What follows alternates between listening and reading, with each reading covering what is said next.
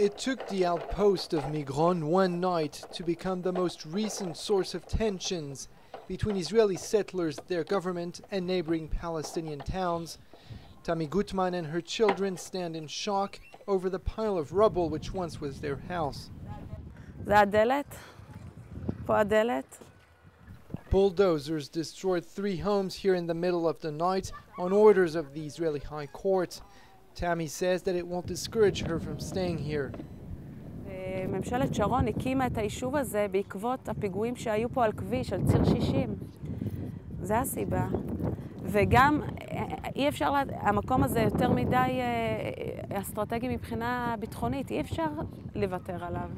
Some 50 settler families live in this outpost, which sits on a hilltop overlooking Ramallah and Jerusalem.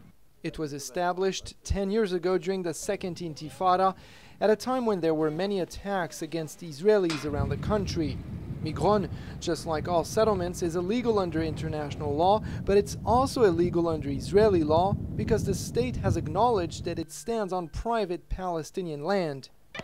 Aviela Dich says that's not true, and she considers the decision to destroy homes here hypocritical.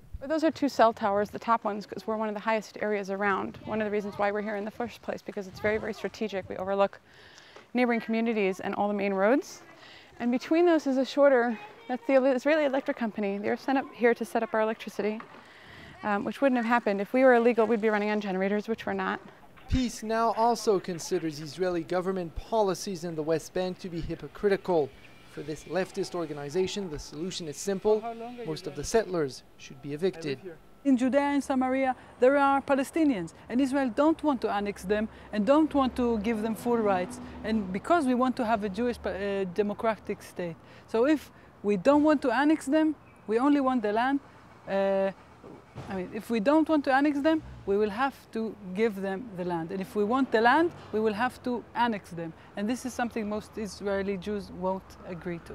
After the MIGRON homes were destroyed, mosques and other property in nearby Palestinian villages were damaged in attacks suspected by Israeli settlers. Further proof that any decision regarding settlements comes at a heavy price for both sides of the conflict.